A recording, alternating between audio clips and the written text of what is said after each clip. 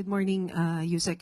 Ma'am, may we have your reaction about the statement of Hanelet Avancenia congratulating the current administration for the situation of kidnapping and killings in the country? There was, I think, a sarcasm in her tone.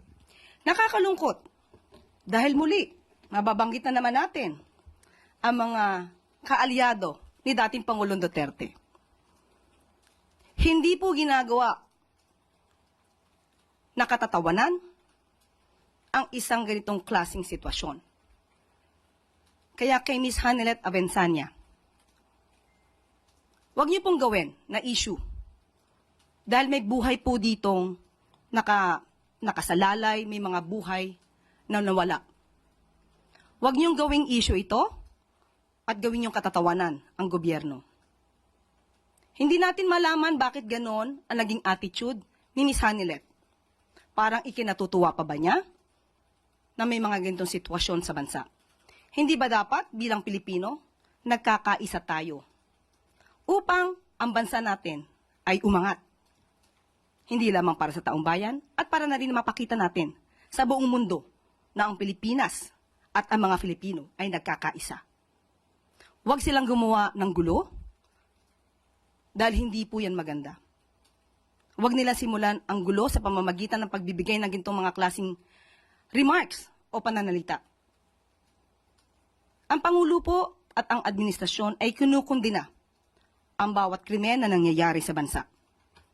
Sa katunayan nga po, nagpatalaga na po ang Pangulo, nagkaroon na po ang PNP ng Special Investigation Task Force para mag-focus po sa kaso na ito ni Mr. Anson Ke. At itong si Police General Elmer Ragay, a former director of the Anti-Kidnapping Group, ay na-relieve na po dahil hindi po nasisiyahan sa pagkakataong ito sa kanyang performance. Kaya po ang itinalaga ay si Police Colonel David Poklay, na dati pong Criminal Investigation and Detection Group. Kasama po siya dyan dati. So, makakaasa po ang taong bayan at ang buong sambayanan na hindi po tutulugan ng gobyerno ang mga ganitong klaseng sitwasyon.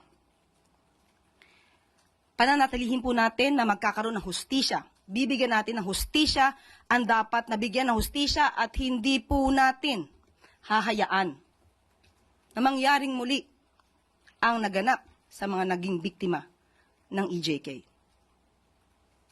Kaya muli pinapanawagan po natin kay Ms. Hanelet Avancenia. Huwag na po sana mamutawi sa inyong bibig ang mga gintong klaseng pananalita. Dahil hindi po rin natin gugustuhin i-congratulate ang dating Pangulong Duterte sa mga nagawa pong EJK. Dahil po buhay po ang pinag-uusapan dito. At dito na po natatapos ang ating briefing sa araw nito. Maraming salamat po para sa Bagong Pilipinas.